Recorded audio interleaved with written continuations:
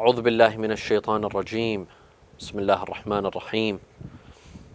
الحمد لله رب العالمين، بارئ الخلائق أجمعين، باعث الأنبياء والمرسلين، ثم الصلاة والسلام على خير خلقه العبد المؤيد والرسول المسدد، حبيب إله العالمين أبي القاسم المصطفى محمد، وعلى أهل بيته الطيبين الطاهرين وصحابته المنتجبين، واللعن الدائم على أعدائهم أجمعين إلى قيام يوم الدين. السلام عليك يا أبا عبد الله، وعلى الأرواح التي حلت بفنائك وأناخت برحلك.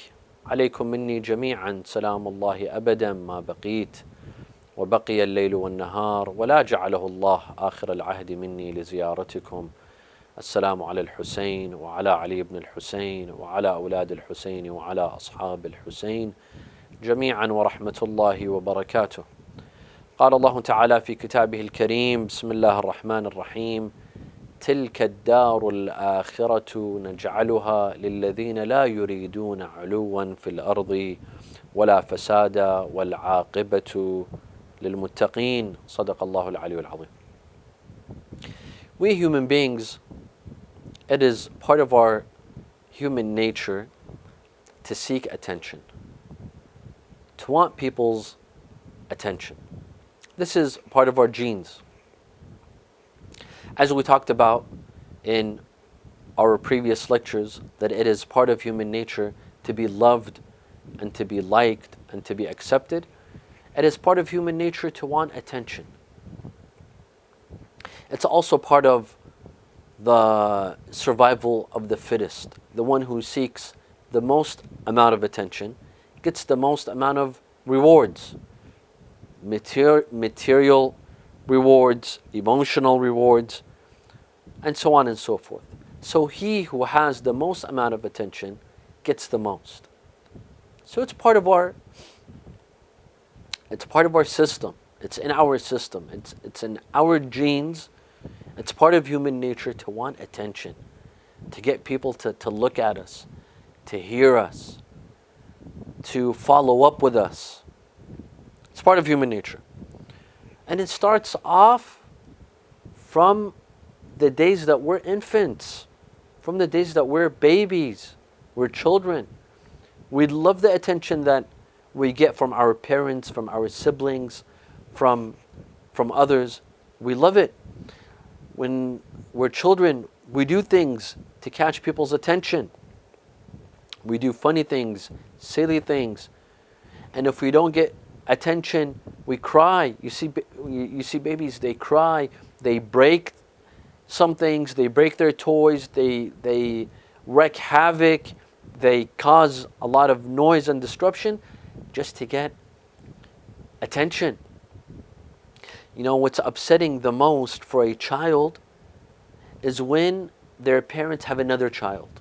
Imagine a 2-year-old or a 3-year-old child, when his parents, they have another child. There's a new baby in the house. A lot of children, they get upset. They feel envy. They get jealous. Why? Because they were the center of attention for the past 3 years. They were the king of the house.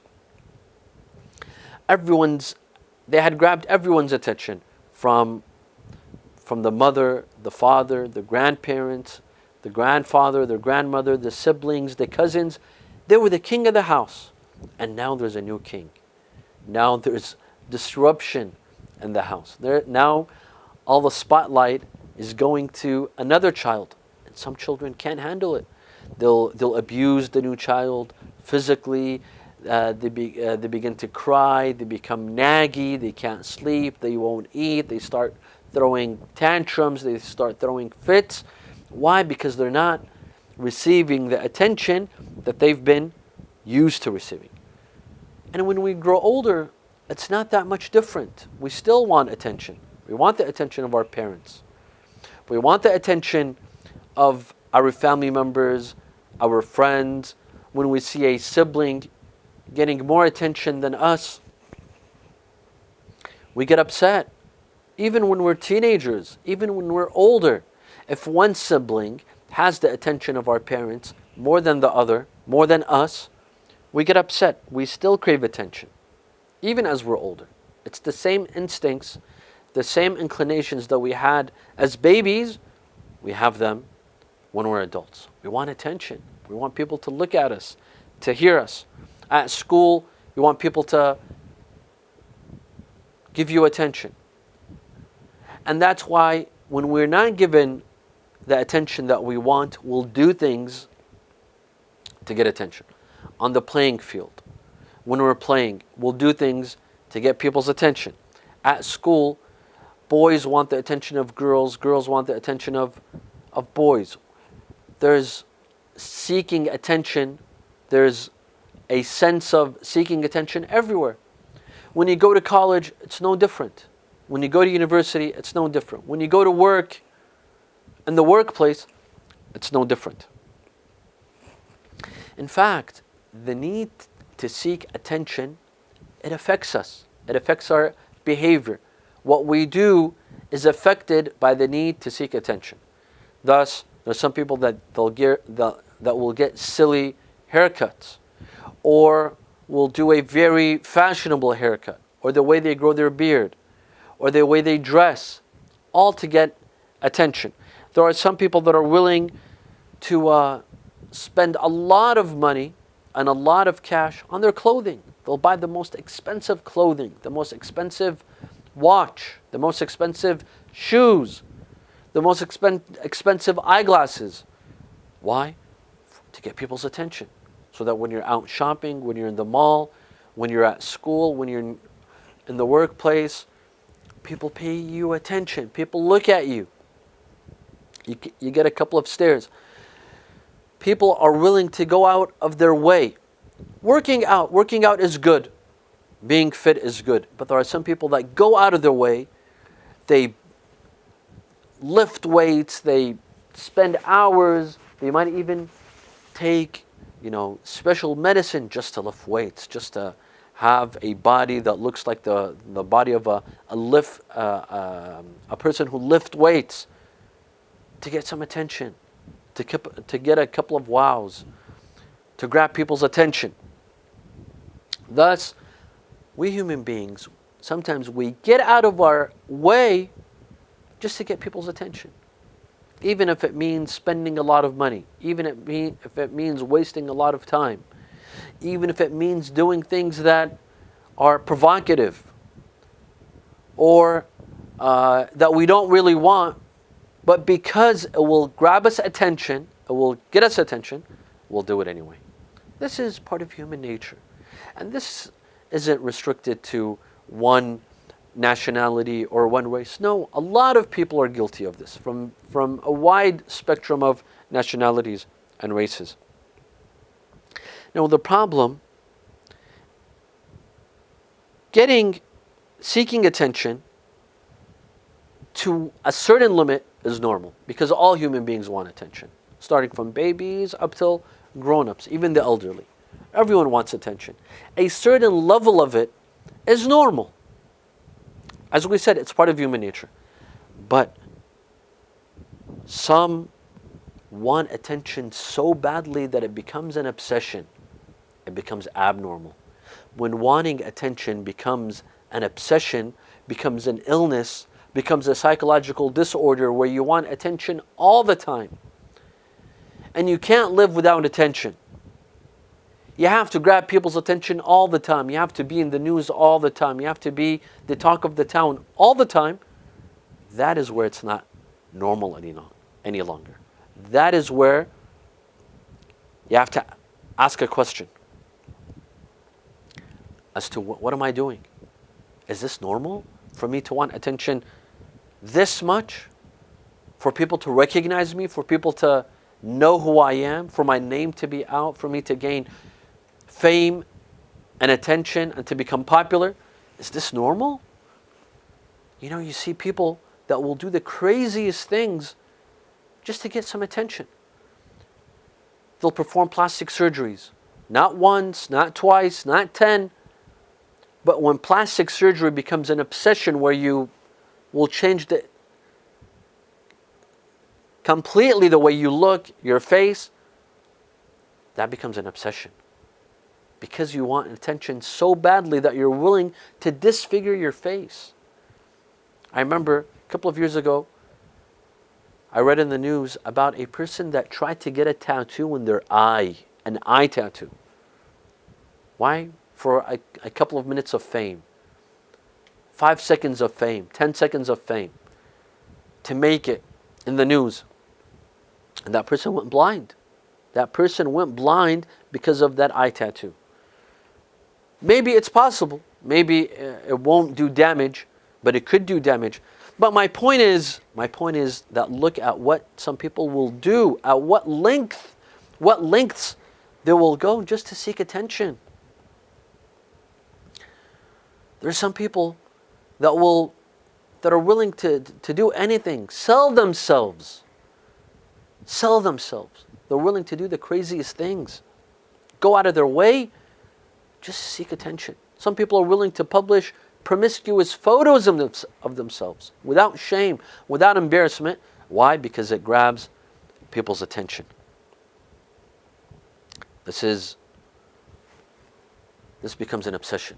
This becomes an illness. This is no longer natural. A baby wanting attention, this is natural.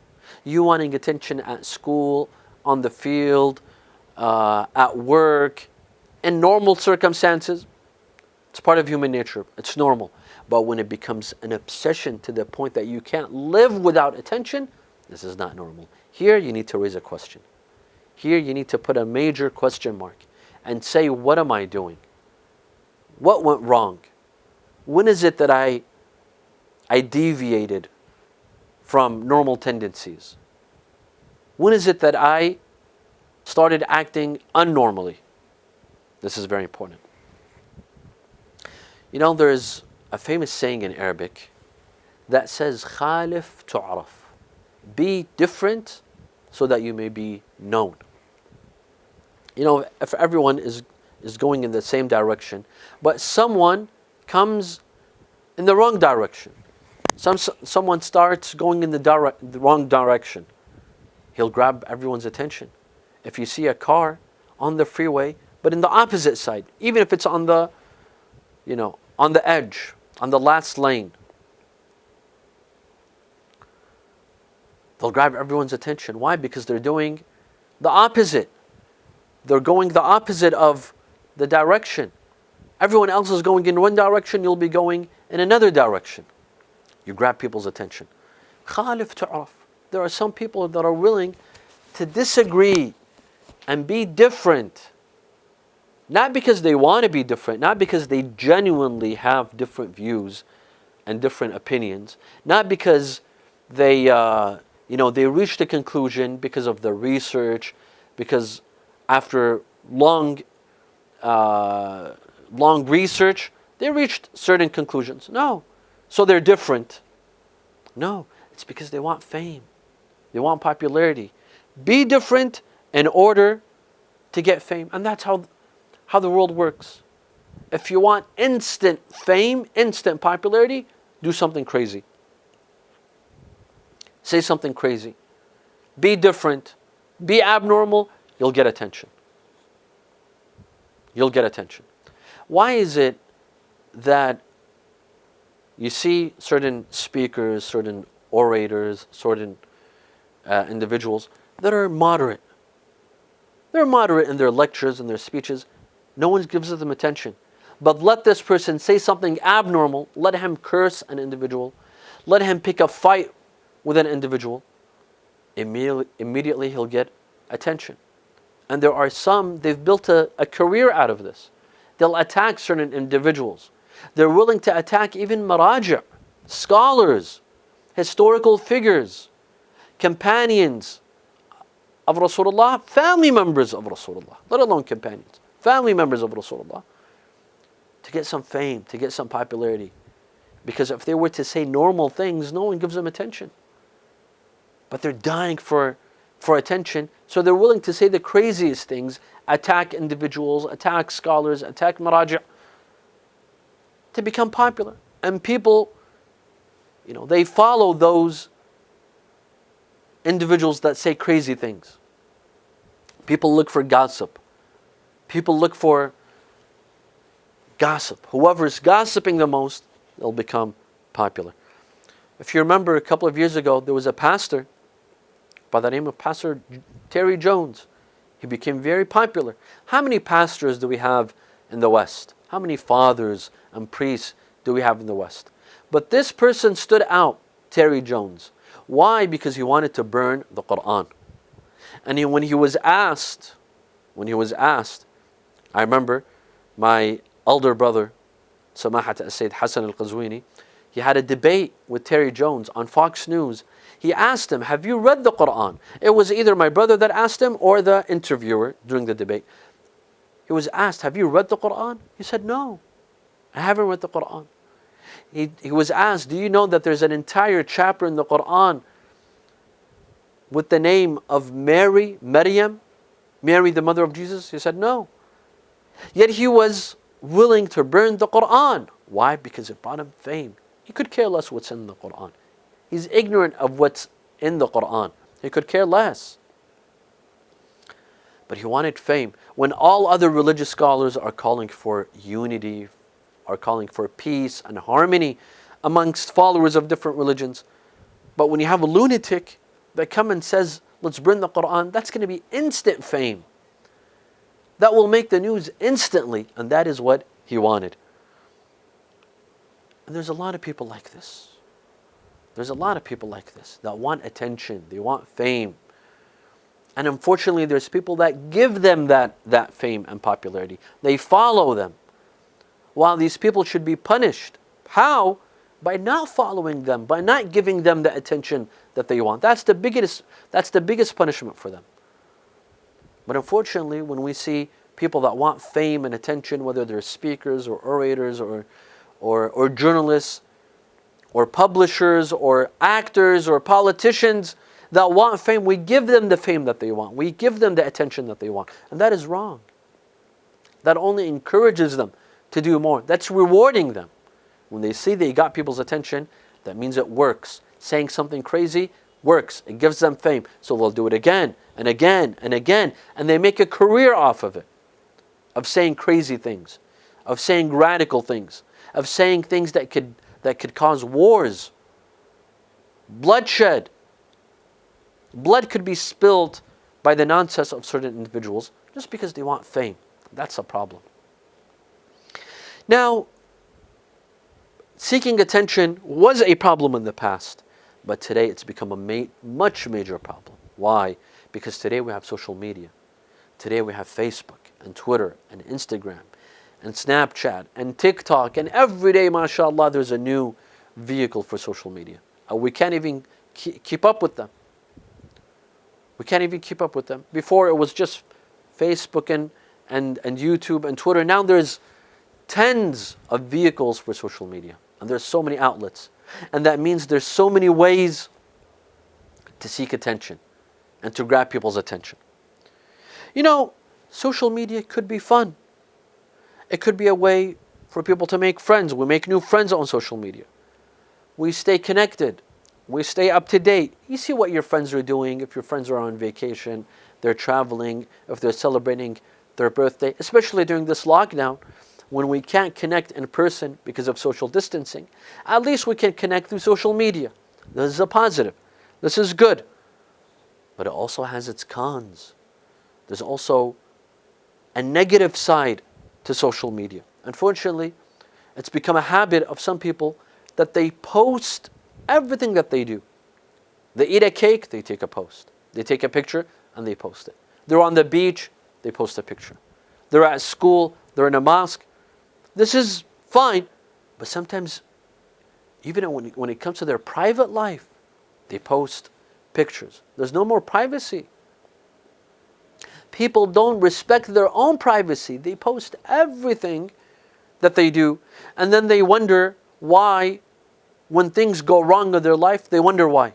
Obviously, when you're drawing attention to yourself, when you're drawing people's eyes, when you bring the ayn, the evil eye to yourself, then you wonder why you got in a car accident, or why your house was set on fire, or why your child became sick or ill. You're bringing attention to yourself.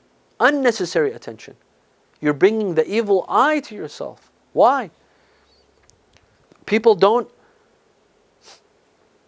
respect their own privacy.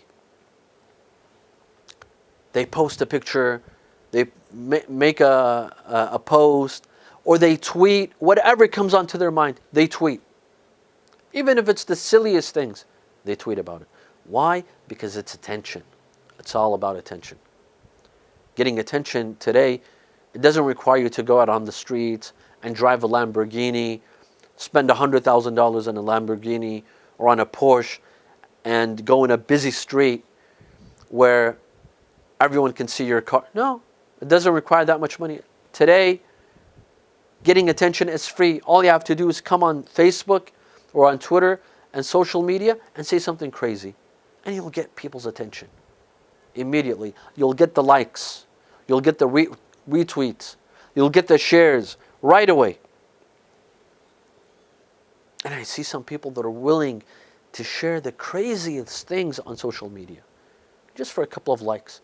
They're willing to post the craziest things just to get a couple of retweets or a couple of likes.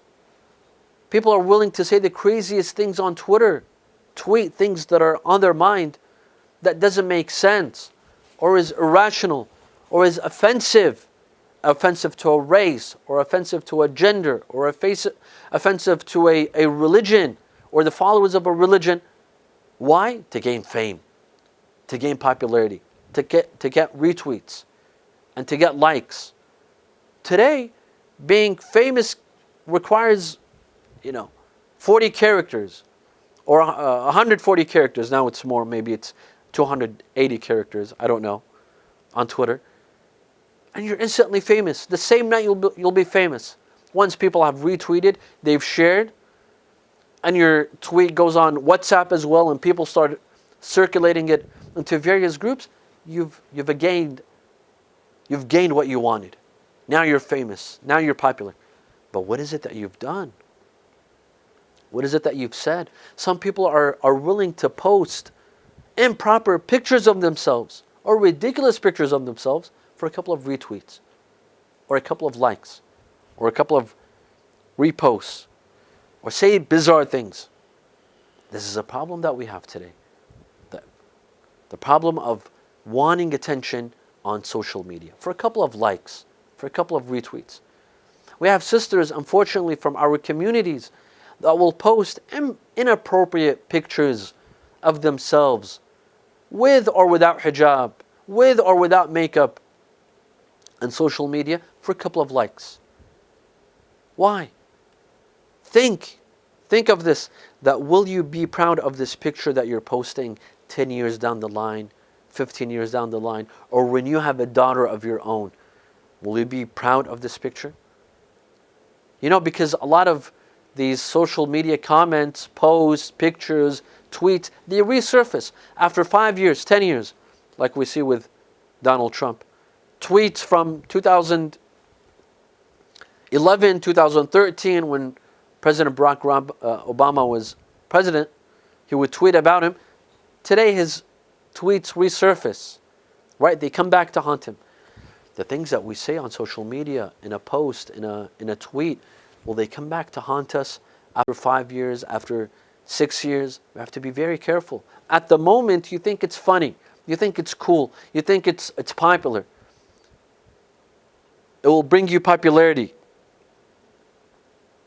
A couple of people will retweet, repost, but what will it do to you in 5 years down the line?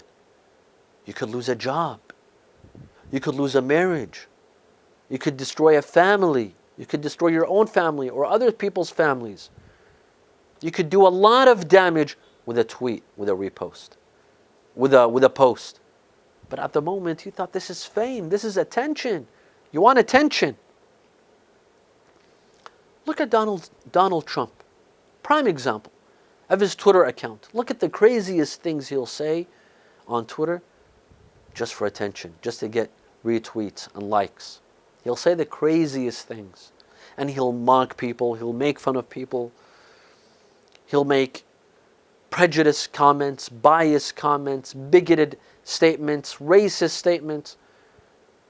He'll call it the Chinese plague, The Chinese virus, build the wall. Hispanics are this, Muslims are this. It's in their Quran. Black people are this.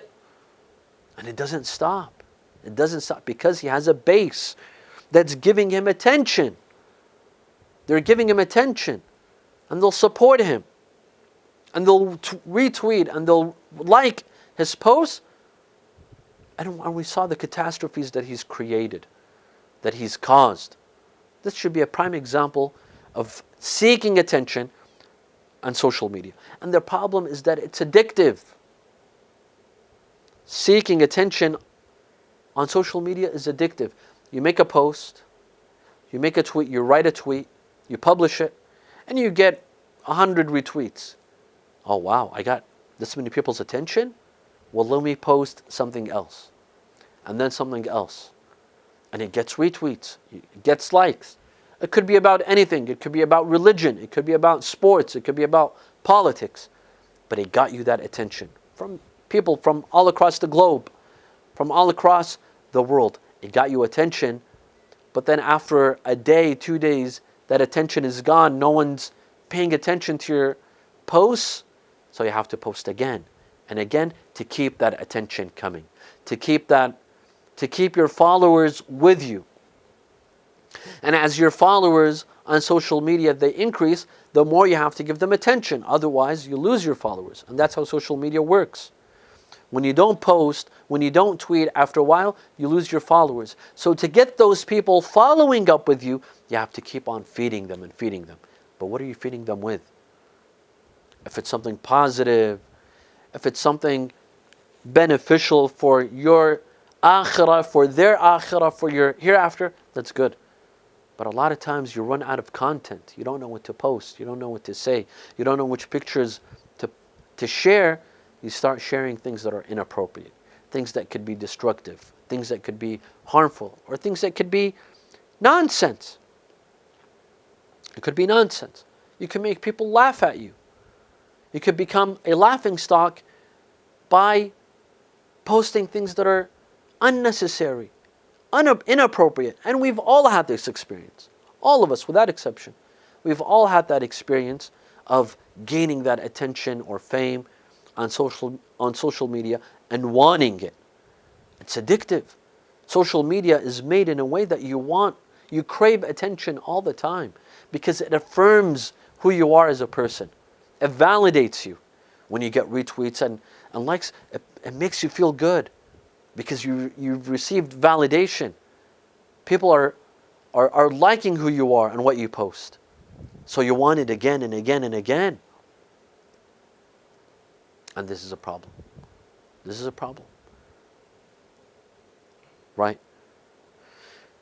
So what's the cure, my dear friends? Should we cancel social media? Should I go today and cancel my account on Twitter or Facebook or TikTok or Snapchat or whatever it is? No, it's not about canceling. It's about monitoring. It's about being careful. It's just like driving. There's people that during driving they get in car accidents. What does that mean? Should we cancel out cars and no one drives? No, drive, but drive carefully. There's some people when they go swimming, they sink, they drown. Their ship sinks, they drown. Does that mean that we should no longer go swimming? No, go swimming, but be careful. Take the necessary measures that make sure that you don't drown.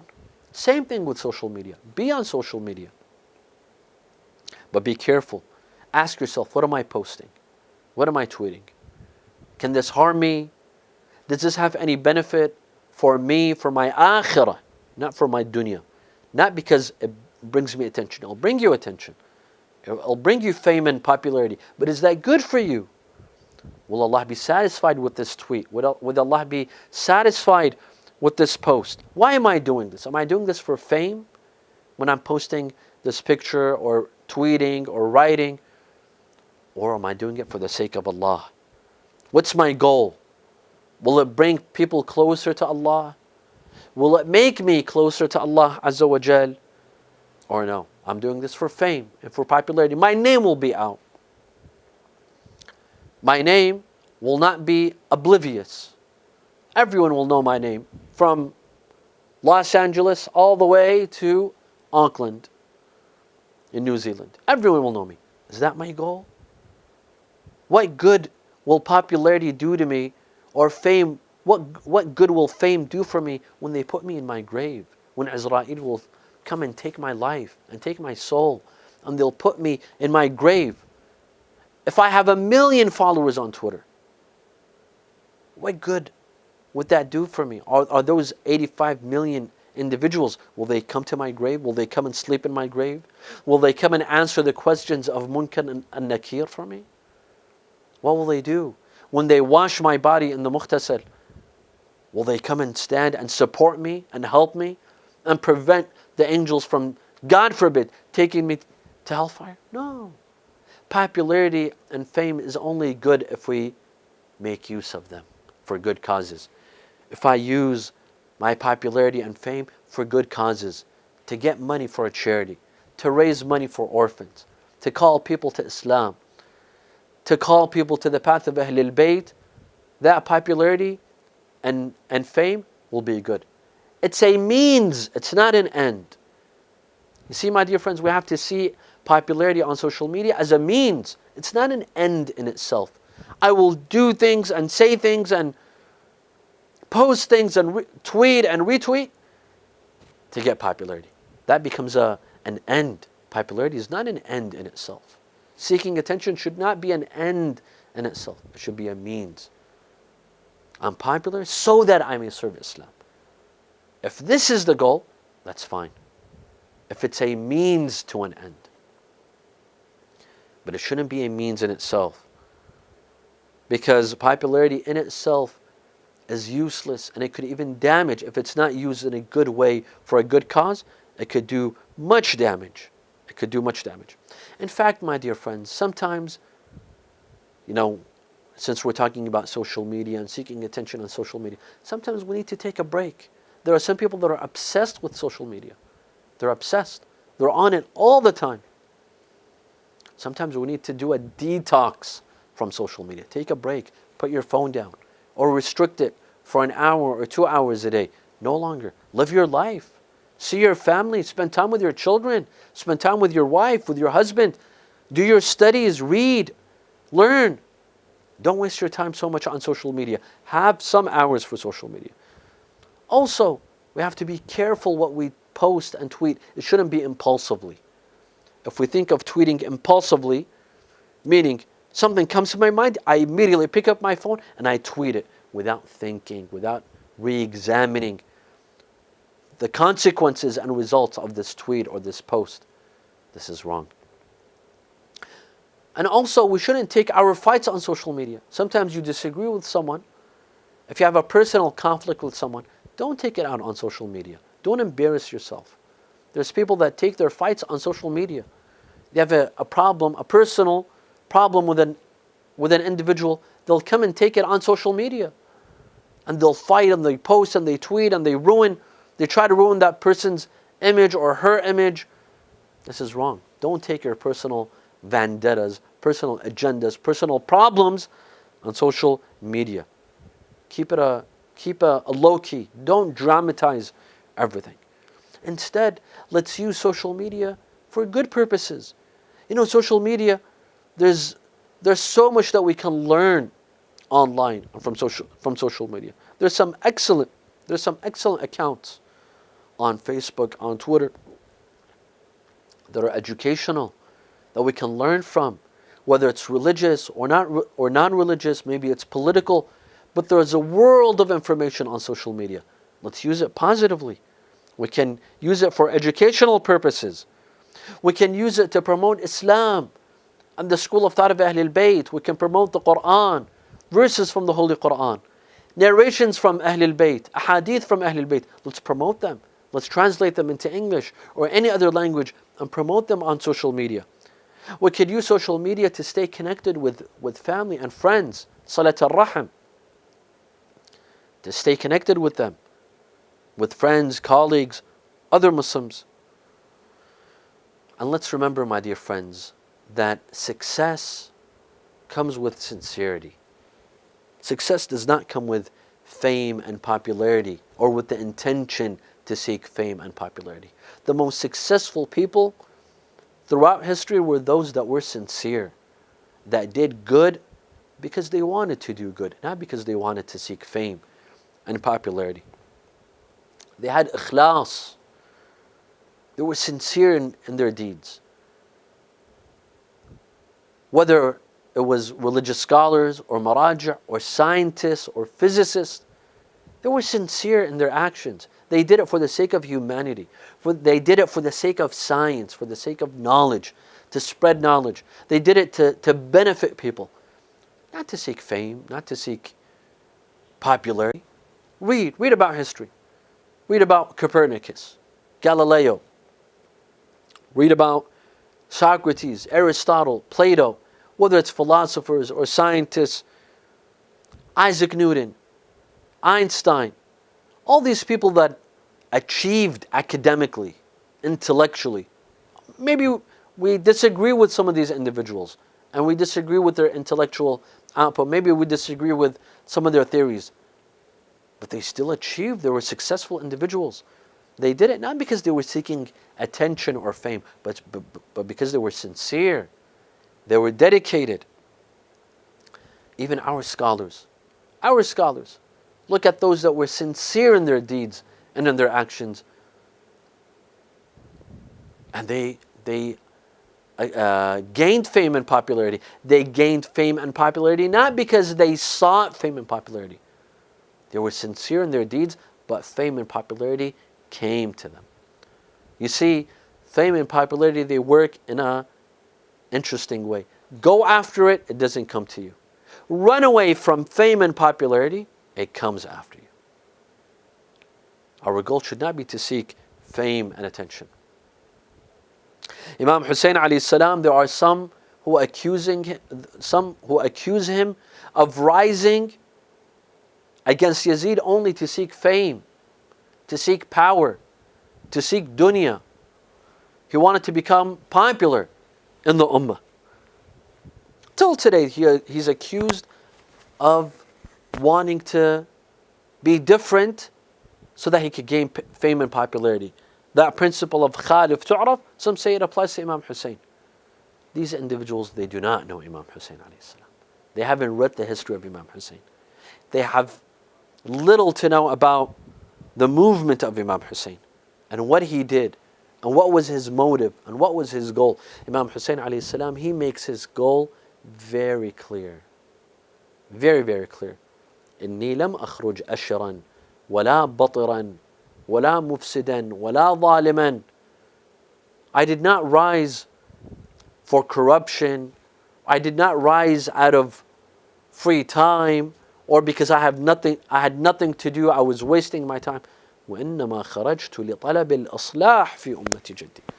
I rose for reform in the ummah of my grandfather, Prophet Muhammad sallallahu alaihi wasallam. خرجت لطلب الإصلاح في أمة جدي أريد أن آمر بالمعروف وأنهى عن المنكر. I rose to enjoy the good and forbid the bad. I rose to order the good and forbid the bad. قال جدي رسول الله من رأى منكم منكرا فليغيره بيده فإن لم يستطع فبلسانه فإن لم يستطع فبيده وذلك أضعف الإيمان. I heard, Imam Hussein says, I heard my grandfather say that he of you who sees evil, let him do something about it with his hands. If he couldn't, then with his tongue. Then if he couldn't, then in his heart. And that is the weakest of faith. This was the intention of Imam Hussein alayhi salam. His intention was not to seek fame and popularity. But popularity came to him. Fame came to him. He went after sincerity, but fame and popularity came to him. Now, see, look at the name of Imam Hussein alayhi salam in the world. It is synonymous with fighting oppression. It is synonymous with fighting injustice.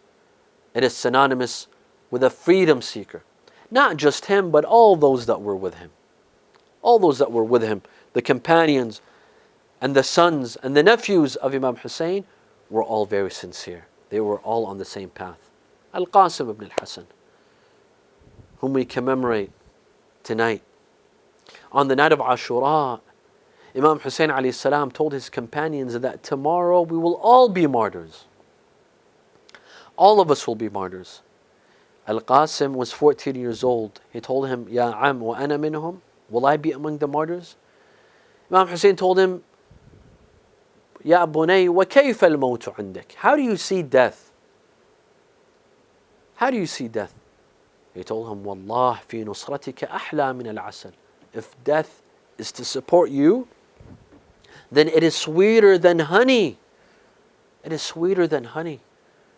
Al-Qasim was not seeking fame or popularity. Al-Qasim was seeking justice. He was supporting his uncle and the causes of his uncle, Imam Hussein alayhi salam. Al-Qasim comes to seek permission to enter the battlefield. Imam Hussein refuses. Al-Qasim goes and brings a letter from his father, Imam al-Hassan. He gives it to his uncle, Imam Hussein. Imam Hussein reads the letter. It is addressed to him from his brother Al-Hassan. He tells him, my dear brother, a day will come, La nasara laka wala mu'een. A day that you will not have any supporter, no one to stand with you. Let my son be amongst your supporters. Imam Hussein embraces his nephew Al-Qasim. He gives him the turban of his father and his sword, and he enters the battlefield. Before he goes and he bids his mother farewell, his mother Ramla. Ramla could not hold back her tears when seeing her 14-year-old son. You know, at that age, at that time, youth would get married. They would think of getting married. They would think of building a family, of having children. But Al-Qasim was preparing for his death. His mother could not hold back her tears. Al-Qasim goes into the battlefield and he begins to recite, إن تنكروني فأنا نجل الحسن صبط النبي المصطفى والمؤتمن.